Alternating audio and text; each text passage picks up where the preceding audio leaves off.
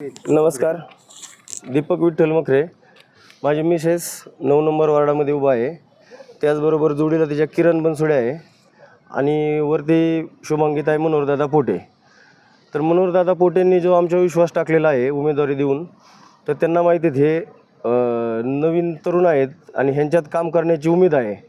हे जे कामं करू शकतात ते मागल्या पंचवार्षिकला जे नगरसेवक होऊन गेले त्यांनी काही कामं केले नाहीत. अख्ख्या वार्डामध्ये धुळीचं साम्राज्य आहे. रस्ते पूर्ण खराब झालेले आहेत. विशेष करून आमचा 9 नंबर वार्ड हा आपल्या श्रीगोंदा शहराला पाणी येतं तो 132 कॅनल.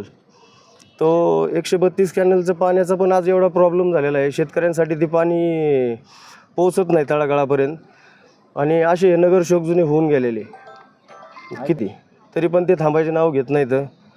गोडगोड बोलून जायचं, लोकांना छान छान बोलायचं, लोकांना नाही का असे आश्वासनं द्यायचे.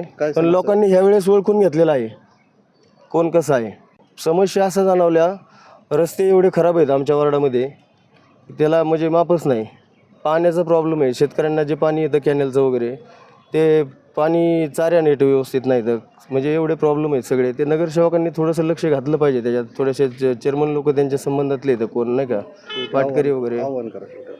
माझी त्यामुळे ना एक विनंती आहे, धनुष्यबाण हा जो पॅनल आहे मनोहर पोटेंच्या नेतृत्वाखाली आणि एकनाथ साहेब शिंदे, तर धनुष्यबाणाचे सर्व उमेदवार जे आहेत भरघोस मतांनी निवडून द्यावे हीच माझी एवढी विनंती आहे विकासासाठी.